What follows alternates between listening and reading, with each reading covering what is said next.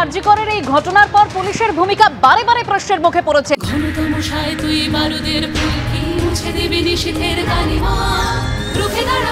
একজন মা হয়ে বলছি, সফল জীবনের জন্য যেমন চাই মজবুত হয়ে ওঠা শিক্ষা, মজবুত চুলের জন্য তেমনই চাই Alopex long and strong hair oil. আর এবার সেই পুলিশের উপরে আস্থা রাখতে পারলো না সুপ্রিম কোর্ট, যেখানে আরজি কর মেডিকেলের নিরাপত্তা এবার পুলিশ নয় কেন্দ্রীয় বাহিনী।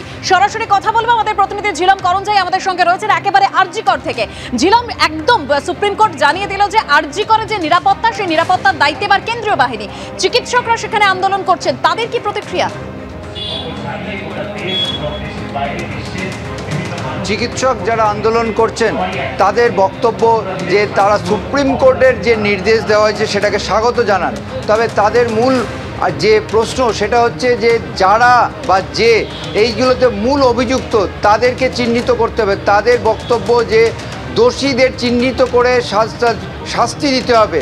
তাদের বক্তব্য একটাই যে এখনও তারা মনে করছেন যে অভিযুক্ত যারা রয়েছেন তারা এখনও খোলা ঘুরে বেড়াচ্ছেন। সেন্ট্রাল ফোর্স, কেন্দ্রীয় বাহিনী এলে কতদিন তারা সেখানে প্রহরা দেবে, কতদিন তারা সতর্ক পাহারা দেবে। ফলে তারা এটার একটা সামগ্রিক সমাধান চাইছে এবং তারা এই আন্দোলন চালিয়ে যাবেন বলে দৃঢ় প্রতিজ্ঞ। জিবিতে বৈঠক হয়েছে এবং সেখানে সিদ্ধান্ত হয়েছে 22 তারিখ অবধি এই আন্দোলন তারা যে গতিতে চলছে সেইভাবেই চলবে। 22 তারিখে সিবিআই কি বলে সুপ্রিম কোর্টে তার ওপরে তাদের আন্দোলনের ভবিষ্যৎ গতিপথ নির্ভর করবে। তবে এই মুহূর্তে তারা যেভাবে আন্দোলন করছিলেন সেই আন্দোলন তারা চালিয়ে যাবেন এবং সুপ্রিম কোর্টে যা যা বলা হয়েছে সেগুলোকে তারা স্বাগত জানিয়েছেন। আবেদনের কথাও তারা শুনেছেন। একই সঙ্গে তারা বলছেন যে দোষীকে চিহ্নিত করে গ্রেপ্তার করে যে শাস্তির ব্যবস্থা দ্রুত শুরু হলে তারা অবশ্যই কাজে ফিরে যেতে চান।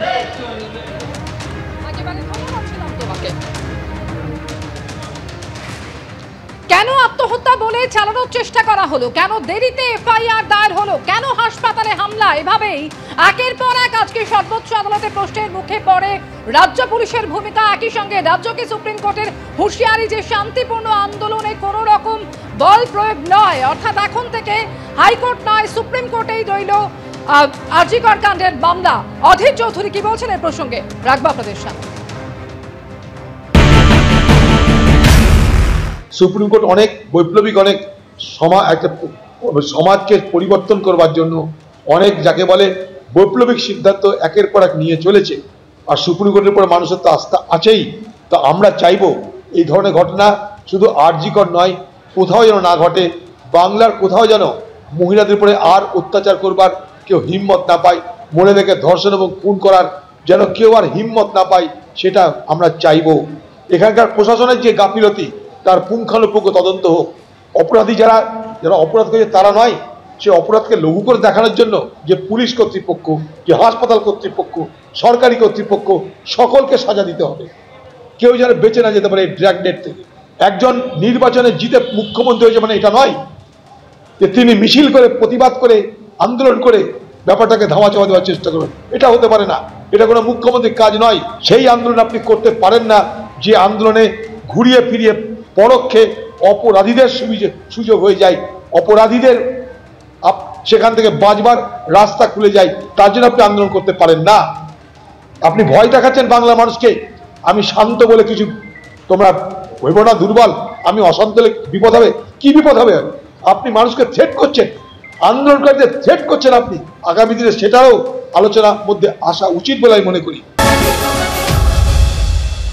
আরজি করের ঘটনা অত্যন্ত ধর্ষণ এবং খুন যেটা হয়েছে নিন্দনীয়, প্রতিবাদযোগ্য, জঘন্য। মুখ্যমন্ত্রী কড়া ভাষায় দোষীর বা দোষীদের শাস্তি দাবি করেছেন এবং ফাঁসিও চেয়েছেন। সেই জায়গায় দাঁড়িয়ে আমরা যখন শুনছি যে আরজি করে কেন্দ্রীয় বাহিনী মোতায়েন, তৃণমূল কংগ্রেস কোনো আপত্তি করছে না।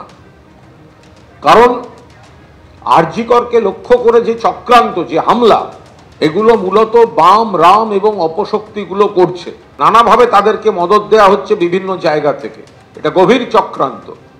সেই জায়গায় দাঁড়িয়ে যদি ওদেরই বাহিনী মনে করে ওরা সামলাবে তো সামলাক, সেখানে তৃণমূল কংগ্রেস কোনো আপত্তি করতে যাবে না।